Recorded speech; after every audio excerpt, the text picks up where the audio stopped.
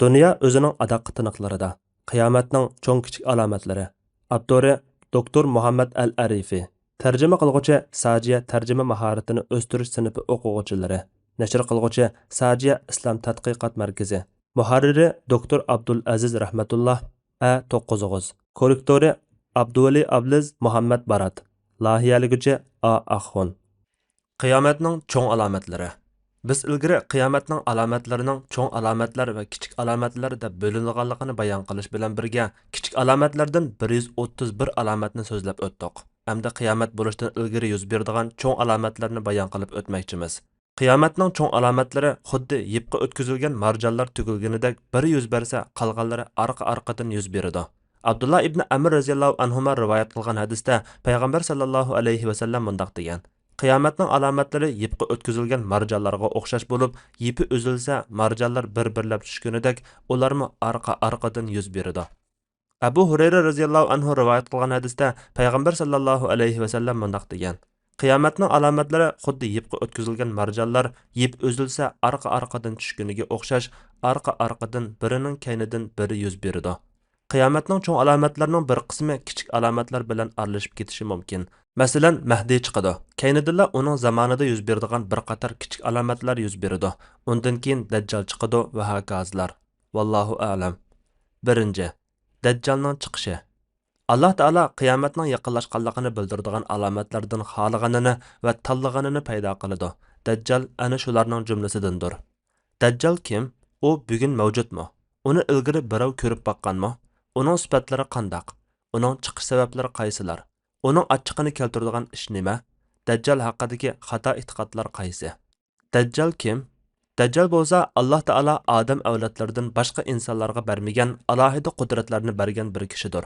Alloh taolo kishilarning iymonini sinash va tekshirish uchun uningga qudrat ato qilgan. Payg'ambar sallallohu alayhi va sallam bizni uning ozdirishiga ergishib ketishdan ogohlantirgan. Shundaqla uning xarakteri va yaratilish sifatlaridan xabar bergan. Bizning bu yerda Dajjal haqida so'zlashimizdagi sabab shuki, bir shay'ini bilish uni bilmaslikdan yaxshi. Huzayfa ibn Yaman radhiyallohu anhuma o'ziga yomonlik yetib qolishdan qo'rqib, payg'ambar sallallohu alayhi va sallamdan yomonlik haqida so'raydi. Dajjal bo'lsa eng cho'ng sinoqdir. Chunki Dajjal bilan birga nurg'un shubha va fitnalar bo'lgandan sirt, u yana o'zini olamlarning parvardigori deydigan xudolik da'vosi qiladiganlik uchun payg'ambar sallallohu alayhi va sallam ummatidan ansirab, uningdan hoshyor bo'lishni, hazar aylashni va diqqat qilishni buyurgan. Dajjalning sifatlarini va uning fitnalardan saqlanish yo'llarini bilib olsak, Alloh taolo bizni uning yomonliklaridan saqlab qoladi. Dajjalning Masih Dajjal deb atalishi. Dajjalning Masih deb atilishidagi sabab uning so'l ko'zi quyutilgan bo'lib, u faqat bir ko'zi bilan ko'radigan yakchashmidir. Yana bir sabab, u zaminni va zamindagi hamma narsani qirib, vayron qilib mangdiganlik uchun shundoq atalgan deyilgan. Uningdan boshqa yuzining yarmida qosh yoki ko'z bo'lmaganlik uchun shundoq atalgan degan qarashma bor. Va yana uning dajjalligi, ya'ni yoshirganligi, haq nahaqni astin ustun qilganligi va nayrangvozlik qilganlik uchun shundoq atalgan degan qarashma ham bor. Dajjal nimani da'vo qiladi? Dajjal o'zining olamlarning parvardigori ekanligini da'vo qiladi va kishilarni o'ziga ishonishga da'vat qiladi. Shunga payg'ambar sallallohu alayhi va sallam Dajjal yakchashmidir, parvardigoringlar yakchashma emas degan. Buning tafsiloti keyingi mazmunlarda so'zlanadigan bo'lib, Dajjalning kishilarni sinaydigan shubha va azdirishlari bor. Ibn Sayyad qissasi. Payg'ambar sallallohu alayhi va sallamning zamonida Madinada Ibn Sayyad ismli bir yahudi bola bo'lib, ishlari gumonliq edi. Payg'ambar sallallohu alayhi va sallam uni dajjalmikin deb gumon qilgan va payg'ambar sallallohu alayhi va sallam bilan ikkisining o'rtasida mundaq bir voqea yuz bergan. Salim, men atam Abdullah ibn Umar radhiyallohu anhumaning mundaq deganligini anglagan edim deydi. Umar ibn Xattab radhiyallohu anhu va payg'ambar sallallohu alayhi va sallam bilan billa bir to'p kishilar Ibn Sayyadning yoniga bordi va uni Bani Mag'ala qal'asining yanida kichik bolalar bilan o'ynayotganini ko'rdi. Shu kunlarda Ibn Sayyad balog'at yoshiga yaqinlab qolgan, ya'ni yoshi 15 ga yaqinlab qolgan edi. Payg'ambar sallallohu alayhi va sallam uning mo'risiga yengil urgan qadar u payg'ambar sallallohu alayhi va sallamning kelganligini sezmadi.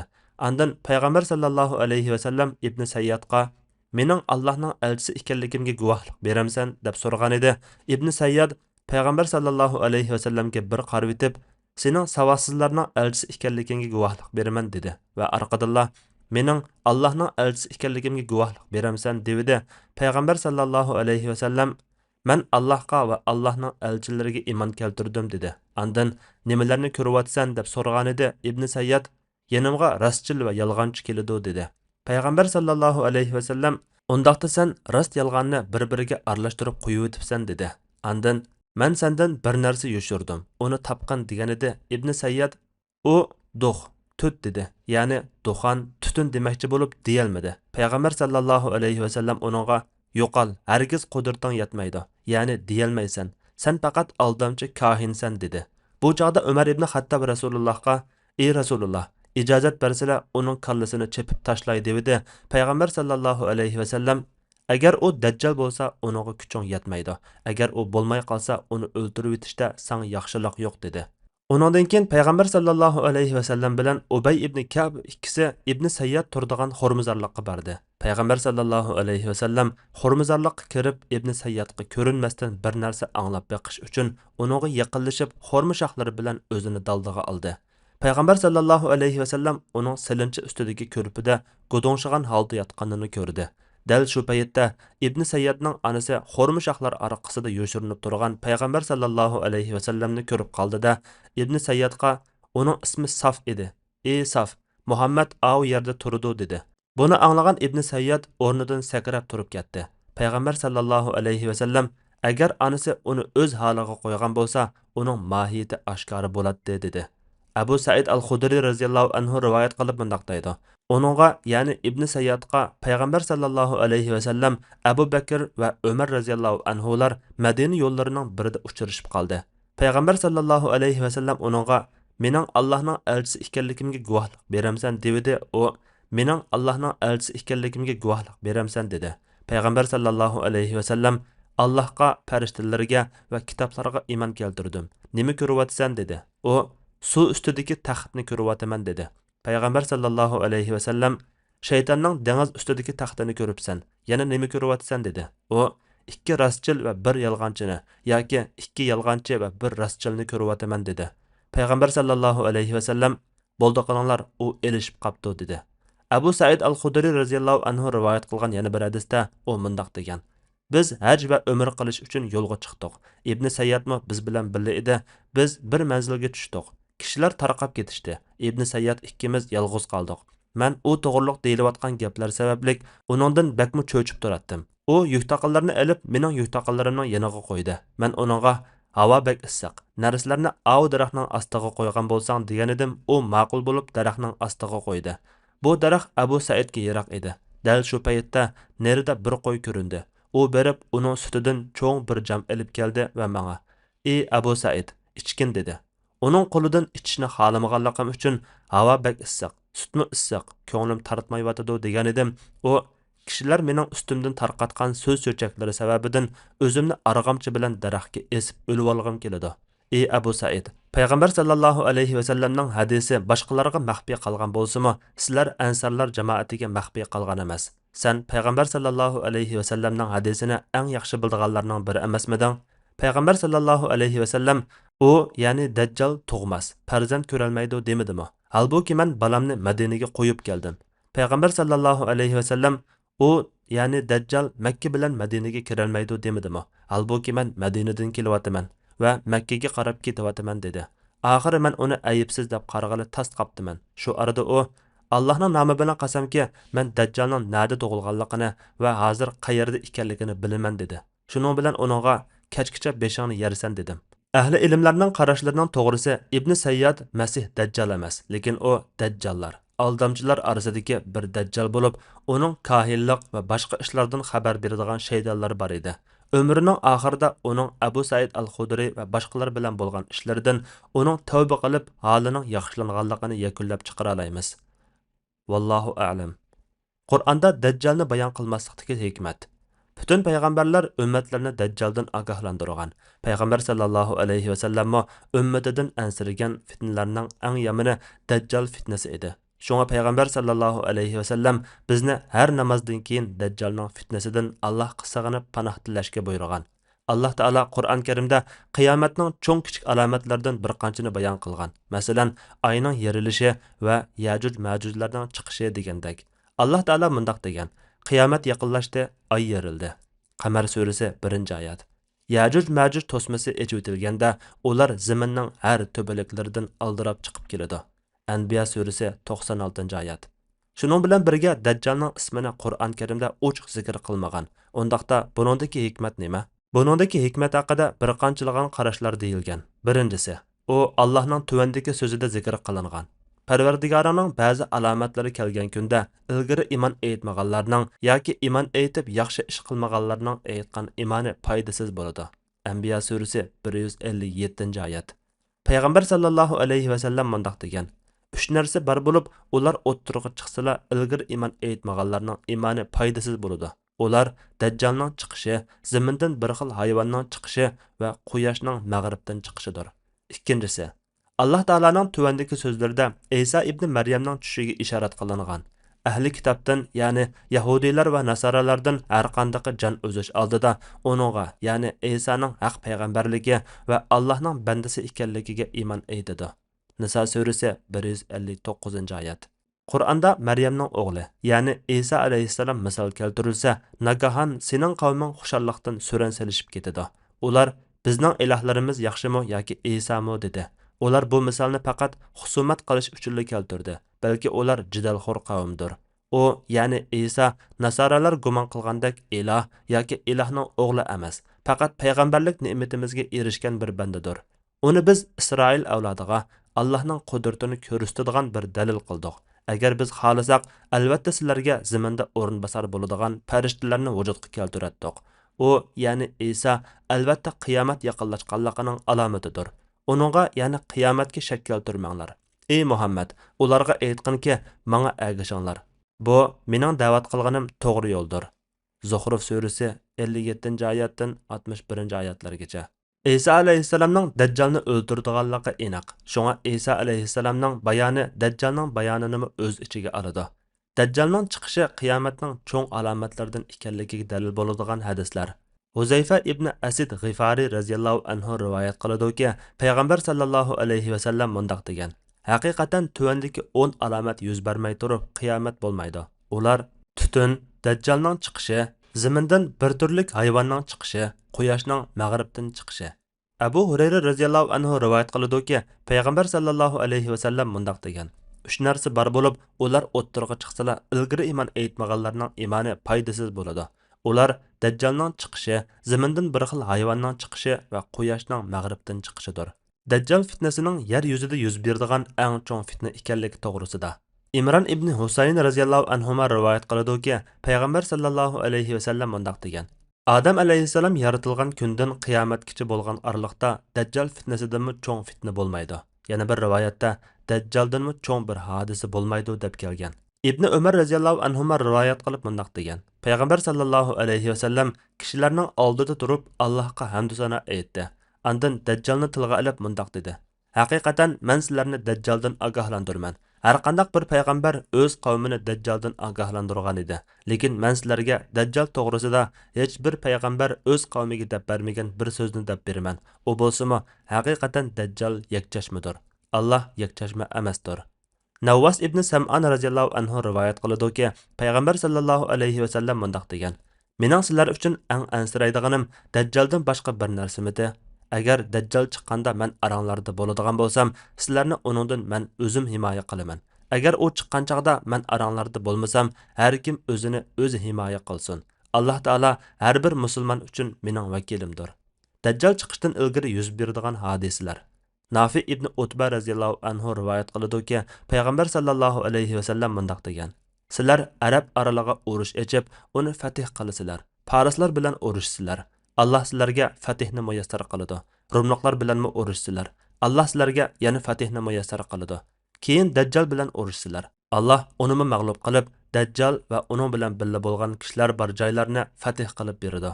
Muaz ibn Jabal radhiyallohu anhu rivoyat qilgan hadisda payg'ambar sallallohu alayhi va sallam mundaq degan: Baytul Muqaddasning avatlashishi Madinaning xarablashishidir. Yasrib, ya'ni Madinaning xarablashishidir. Yasribning xarablashishi cho'ng jangning yuz berishidir. Cho'ng jangning yuz berishi Konstantinopolning fatih qilinishidir. Konstantinopolning fatih qilinishi Dajjalning chiqishidir. Dajjal chiqishdan ilgari musulmonlar bilan rumliqlar va nasoralar o'rtasida urush ko'paydi. Musulmonlar g'alaba qiladi. Zeyn Mahbar radhiyallohu anhu rivoyat qiladi-ki, payg'ambar sallallohu alayhi va sallam yana mundaq degan: "Sizlar rumliqlar bilan tinchlik kelishimi tuzsizlar. Andan keyninglardagi dushmanga qarshi ular bilan birlikda urushsizlar va g'alaba qozonib, g'animatlarni qo'lga kirgizsizlar. Andan saq-salomat qaytib to'pilikka joylashgan Marj degan joyga tushganinglarda xristianlardan biri Kristni ko'tarib turib, Krist g'alaba qildi deydi. Shuning bilan musulmonlarning biri g'azablanib, uni sundirib o'tadi. Shu chaqda rumliqlar kelishimni buzib, cho'ng jangga tayyorlanadi. Ba'zilar yuqorqi hadisga tuvandagilarni qo'shib rivoyat qiladi. Musulmonlar qurollarni olmoqchi bo'ladi-da, hammasi o'ldiriladi. Alloh shu jamoatni shahidlik sharbiga muyassar qiladi. Yana bir hadisda bu jangning tafsiloti mundaq. Abu Hurayra radhiyallohu anhu rivoyat qilgan hadisda payg'ambar sallallohu alayhi va sallam mundaq degan: "Rumliqlar a'maq yoki dabiq degan yerga tushmaguncha qiyomat bo'lmaydi." O chaqda Madinadan shu chaqlardagi yer yuzining eng yaxshilaridan tarkib topgan bir qo'shin chiqadi. Ular qarma-qarshi saf tuzib turganda rumliqlar: "Bizning yo'limizni to'simanglar. Biz odamlarimizni asir olganlar bilan urushimiz" deydi. Lekin musulmonlar Allohning nomi bilan qasamki, qarindoshlarimizni sizlarga tashlab qo'ymaymiz deb turib oladi. Shuning bilan ularning orasida urush boshlanadi. Musulmonlarning 3dan 1 qismi urush maydonini tashlab qochadi. Alloh ularning tavbalarini mangu qabul qilmaydi. 3dan 1 qismi o'ldiriladi. Bular Allohning nazarida shahidlarning afzallari hisoblanadi. Qolgan 3dan 1 qismi g'alaba qiladi. Shuningdan keyin ular hech qanday qiyin sinoqqa duch kelmaydi. Ular Konstantinopolni fath qiladi. Ular qilichlarni zaytun daraxiga esib qo'yib, g'animatlarni taqsim qilayotganida shayton Dajjal balchaqonlarga ega bo'lib oldi deb tovlaydi. Ular yugurib chiqadi, lekin bu yolg'on bo'lib chiqadi. Shamga yetib kelganlarida Dajjal haqiqatan chiqadi.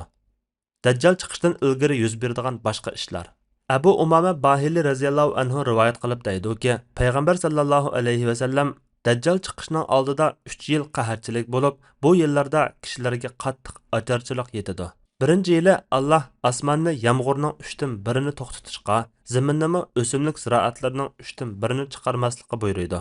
Ikkinchi yili osmonni yomg'irning 3dan 2 qismini to'xtatishga, zaminni o'simlik ziroatlarining 3dan 2 qismini chiqarmaslikka buyurdi. Uchinchi yili bo'lsa osmonni butunlay yomg'ir yog'dirmaslikka buyurdi. Osmondan bir tomchimi yomg'ir yog'maydi. Zaminni butunlay o'simlik ziroat undirmaslikka buyurdi. Alloh xoliganidan boshqa soyasi barliq narsalar halok bo'ladi. Daraxtlarning oz bir qismidan boshqa hammasi qurib tugaydi dedi. Shuning bilan Rasulullohdan u chaqda insonlar nima yeb jon boqadi deb so'raladi. Payg'ambar sallallohu alayhi va sallam ular tahlil, takbir, tasbih va hamd aytib kun o'tkazadi. Ashu ibodat zikrlar ularga tamoqning o'rnida kifoya qiladi deb javob bergan edi.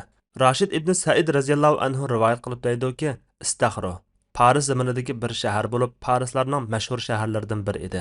Fatih qilinganda bir jakarchi "Agah bo'linglar, Dajjal chiqdi" deb tovladi. Said ibn Jassama radhiyallohu anhu ular bilan ko'rishib mundaq dedi: "Bu so'zni sizlar aytmagan bo'lsanglar, men aytatdim. Chunki men sizlarga payg'ambar sallallohu alayhi va sallamning Dajjal kishilarning esidan ko'tarilib ketmaguncha, imomlar uni munbarda tilga elishdan to'xtamaguncha o'ttirga chiqmaydi deganligini anglagan edim.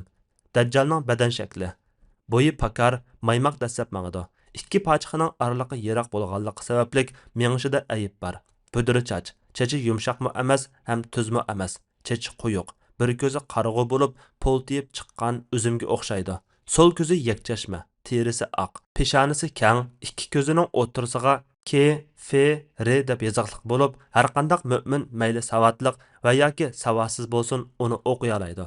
Dajjal tug'mas bo'lib, balaliq bo'la olmaydi. Dajjalning yuqorqi sifatlarini jamlasak, u bo'yi pakar, badani kelangsiz, beshi yo'g'on, har ikki ko'zida ayib bor, ya'ni o'ng ko'zi qarag'u bo'lib poltiyib chiqqan uzumga o'xshaydi. Sol ko'zida teri bor, chechi quyuq va budra, terisi oq, ikki puti yoki yo'tisining oraliqi yiroq, ikki ko'zining o'ttirisiga KFR deb yozilgan. Dajjal chiqadigan o'rin. Abu Bakr radhiyallohu anhu rivoyat qiladi-ki, payg'ambar sallallohu alayhi va sallam mundaq degan: Haqiqatan Dajjal kun chiqishdagi Xuroson deyiladigan joydan chiqadi. Uningga yuzlari qalqandek, keng yumloq go'shlik bo'lgan kishilar ergashidi. U oldi bilan Iroq bilan Shamning orasida chiqadi. Vallohu a'lam.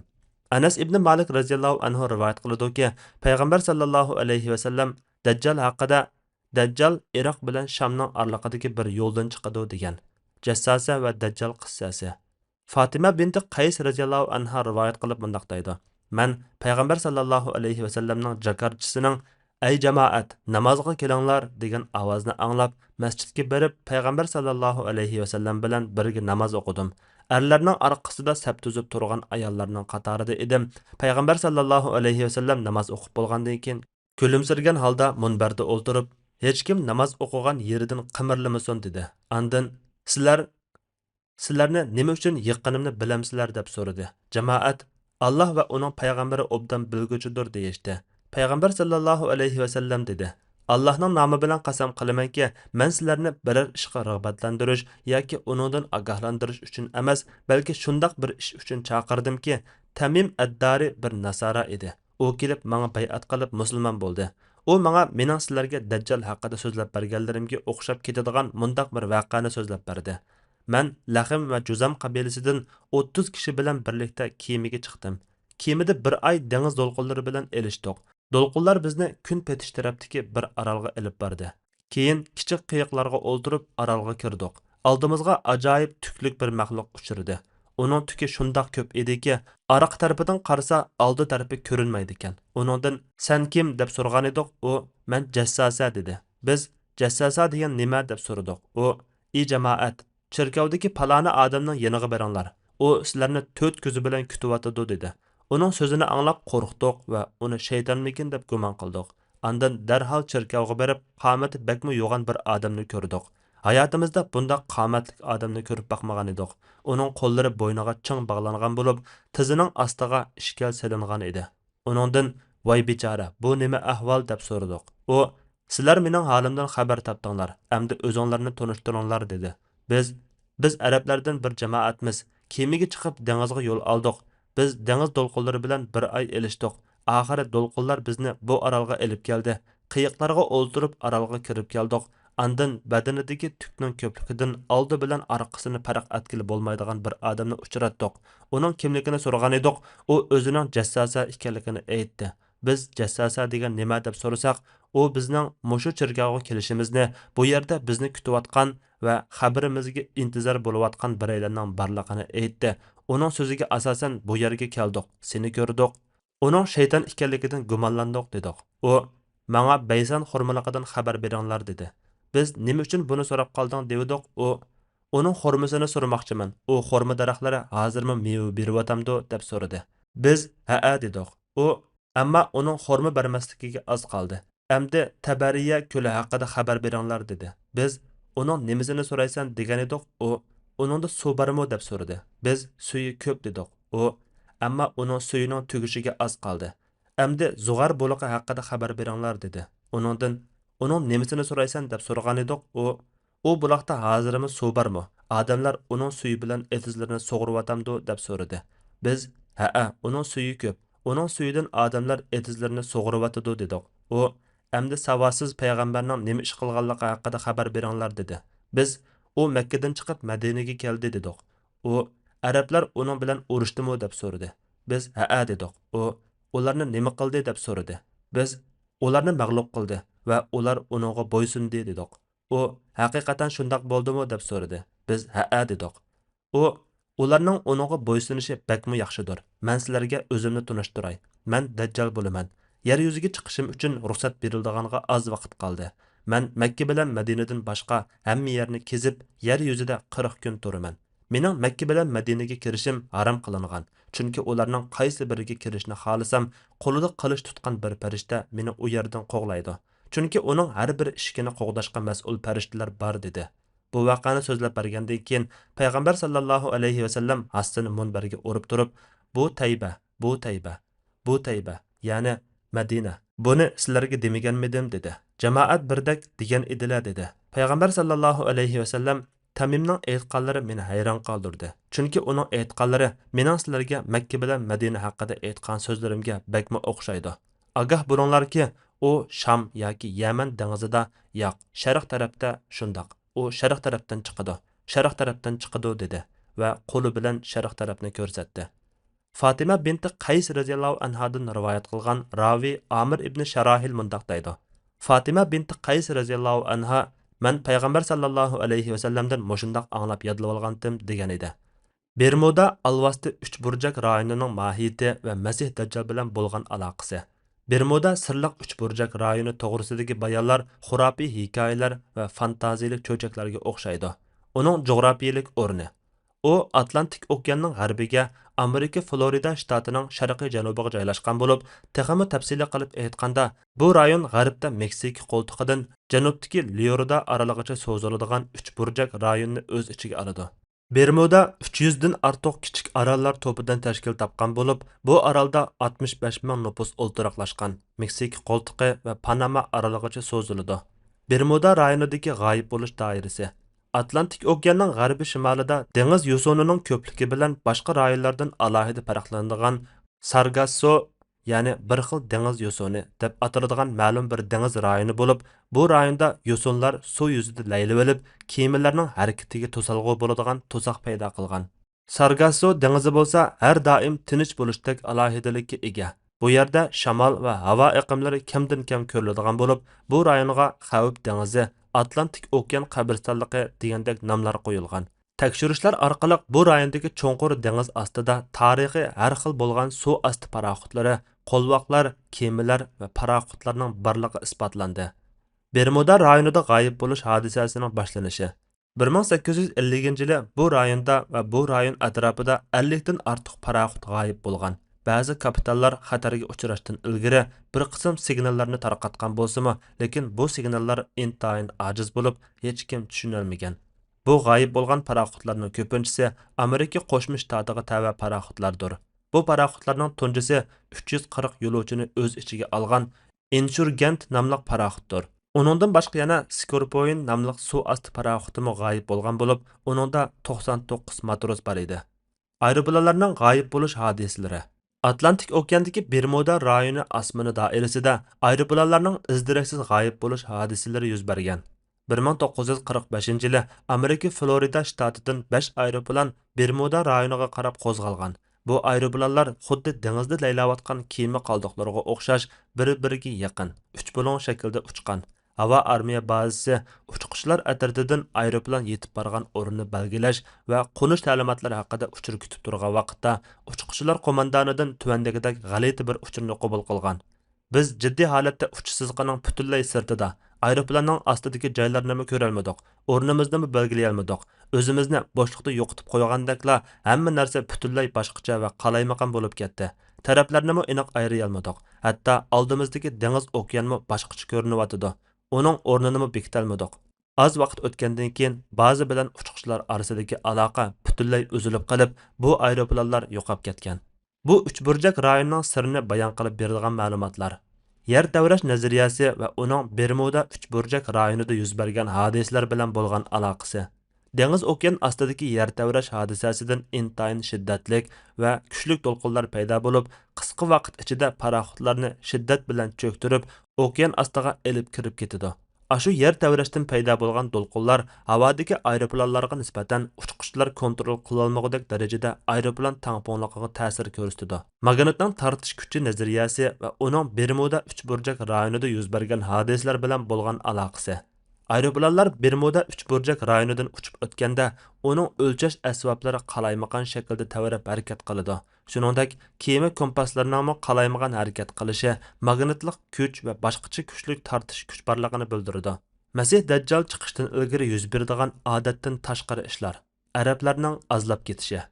Ummu Sharik radhiyallohu anha rivoyat qilib mundaq deydi: "Men payg'ambar sallallohu alayhi va sallamning kishilar Dajjaldan tog'larga qarab qochadi deganligini anglab, u zotdan: "Ey Rasululloh, u chaqda arablar qayerda bo'ladi?" deb so'ragan edim. Rasululloh: "Ular bek az" deb javob bergan edi. Cho'ng urush va Konstantinopolning fath qilinishi. Muaz ibn Jabal radhiyallohu anhu rivoyat qilgan hadisda payg'ambar sallallohu alayhi va sallam mundaq degan: "Baytul Muqaddasning avatlishi Yasrib, ya'ni Madinaning xarablashishidir. Yasribning xarablashishi cho'ng jangning yuz berishidir. Cho'ng jangning yuz berishi Konstantinopolning fath qilinishidir. Konstantinopolning fath qilinishi Dajjalning chiqishidir."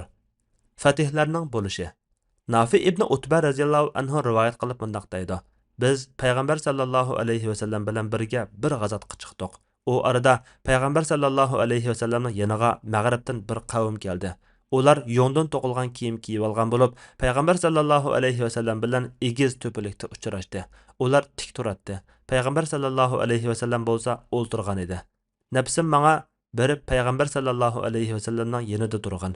Ular payg'ambar sallallohu alayhi vasallamga ziyonkashlik qilib qo'ymasin deydi. Ichimda balkim ular bilan bir foydali ishni maslahat qilayotgan bo'lsa kerak deb o'yladimda, payg'ambar sallallohu alayhi vasallam va ularning orasiga kelib turdim. Payg'ambar sallallohu alayhi vasallamning ularga aytgan so'zlaridan 4 ig'izni yodga olib oldim. Ularni qo'lim bilan, barmoqlarim bilan bir-birlab sanab beraman. Arab aralig'a urush ejib, uni fatih qilasizlar. Farislar bilan urushsizlar. Allah sizlarga g'alaba ato qiladi. Rumloqlar bilanmi urushsizlar. Allah sizlarga yana g'alaba ato qiladi. Keyin Dajjal bilan urushsizlar. Allah buningdanmi sizlarga g'alaba ato qiladi. Yomg'ir yog'may o't cho'plarning unmasligi. Dajjal chiqishdan ilgari 3 yil ajarchilik bo'ladi. Abu Umama Bahili radhiyallohu anhu payg'ambar sallallohu alayhi vasallamning mundaq deganligini rivoyat qiladi. Dajjal chiqishdan burun insonlar 3 yil qattiq ajarchilikqa duch keladi. Birinchi yili Alloh taolo osmonga yomg'irning 3dan 1ni yog'dirmaslikni va zaminga o'simlikning 3dan 1ni o'ndirmaslikni buyuradi.